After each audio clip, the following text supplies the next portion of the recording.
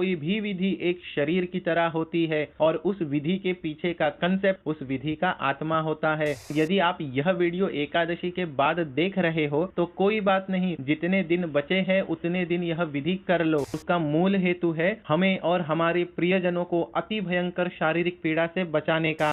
राम राम दोस्तों, आज हम दीपावली में करने वाले दीपदान विधि की चर्चा करेंगे। चर्चा इसलिए कहा मैंने क्योंकि हम में से कई लोग इस दीपदान के बारे में जानते हैं। धर्मशास्त्र में इस विधि का महत्व तो बहुत अधिक है, परंतु कोई भी विधि एक शरीर की तरह होती है और उस विधि के पीछे का कंसेप्ट उस विधि का आत्मा होता है। और दोस्तों, शरीर कितना ही सुंदर क्यों न हो, यदि उसमें आत्मा ना हो तो वह प्रेत कहलाता है। तो इस वीडियो में हम दीपदान के विधि को पूर्ण भाव जागृति के साथ कैसे करना है इसे समझेंगे। मैं हूं एस्ट्रोवास्तु सलाहकार किरण और आप है ज्योतिष चौपाल पर। दोस्तों, कृष्ण पक्ष की एकादशी तिथि से आरंभ करके अमावस्या की तिथि तक आए तो 5 तिथियां होती है। एकादशी, द्वादशी, त्रयोदशी, चतुर्दशी और अमावस्या, ऐसे 5 तिथि पर हमें 5-5 दिए लगाने हैं। यह दीपदान के दिए हमें सूर्यास्त के बाद लगाने होते हैं। और यदि आप यह वीडियो एकादशी के बाद देख रहे हो तो कोई बात नहीं, जितने दिन बचे हैं उतने दिन यह विधि कर लो। अब करना क्या है वह समझ लेते हैं। हमें मिट्टी के 5 दिए लेने हैं। दियों में गाय का ही घी डालना है। शाम होने के बाद 5 दियों को एक साथ प्रज्वलित करके लेना है। फिर पहला दिया हाथ में लेकर भगवान महाविष्णु को याद करना है। मन ही मन या मुख से बोलकर भगवान महाविष्णु से कहे कि हे महाविष्णु, यह दीपक मैं आपके लिए लगा रहा हूँ या रही हूँ, कृपया इसे स्वीकार करें और अपना आशीर्वाद मुझ पर बनाए रखे। ऐसी प्रार्थना करके वह दीपक नीचे रख दे। फिर दूसरा दिया हाथ में लेना है और अपने पितरुओं को याद करना है। मन ही मन या मुख से बोलकर पितरुओं से प्रार्थना करनी है, हे पितृदेवता, यह दीपक मैं आपके लिए लगा रहा हूँ या रही हूँ, कृपया इसे स्वीकार करें और अपना आशीर्वाद मुझ पर बनाए रखें। ऐसी प्रार्थना करके हाथ का दीपक नीचे रख दें। फिर तीसरा दिया हमें प्रेत योनि में जो जीव अटके पड़े हैं उनके लिए अर्पण करना होता है। तीसरा दिया हाथ में लेना है और मन ही मन या मुख से बोले कि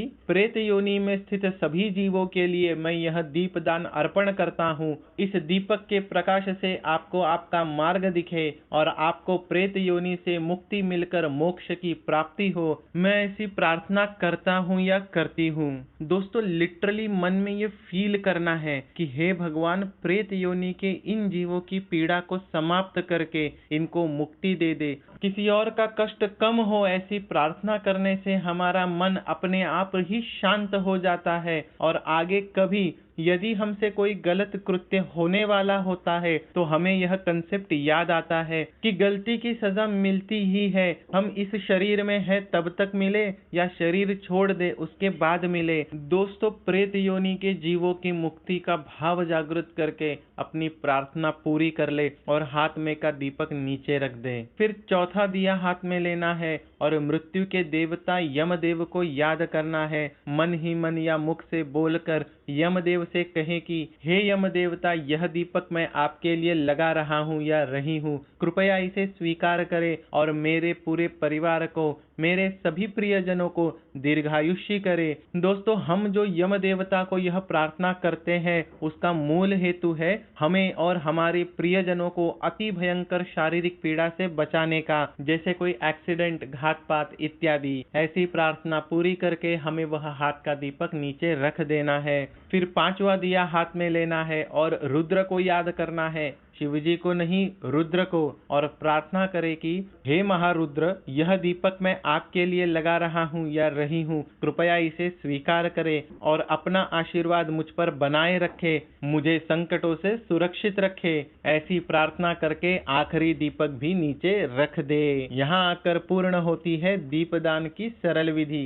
दोस्तों, अब यह विधि करनी कब है इसको समझ लेते हैं। तो दीपदान हम करेंगे 1, 2, 3 और 4 नवंबर की शाम को सूर्यास्त के बाद। पर यह तो 4 बार हुआ, तो 5वें बार का भी दीपदान 1 नवंबर को ही करना है, क्योंकि 1 नवंबर को एकादशी और द्वादशी ऐसे 2 तिथियां एक साथ आ रही है। दोस्तों अब जरा ध्यान से सुने। एकादशी तिथि पर करने वाला दीपदान हमें 1 नवंबर को दोपहर 1:20 से पहले करना है, क्योंकि एकादशी तिथि 1 नवंबर को दोपहर 1:20 पर समाप्त हो रही है। जी हाँ, एकादशी का दीपदान दिन के समय होगा, तो 1 नवंबर के रोज 2 बार दीपदान होगा। पहली बार दोपहर 1:20 से पहले और दूसरी बार शाम को सूर्यास्त के बाद। फिर 2, 3 और 4 नवंबर को जो दीपदान होगा वह एक ही बार सूर्यास्त के बाद होगा। ऐसे एकादशी से अमावस्या तक हम 5 बार दीपदान करेंगे। दोस्तों अब दीपदान करना कहाँ है,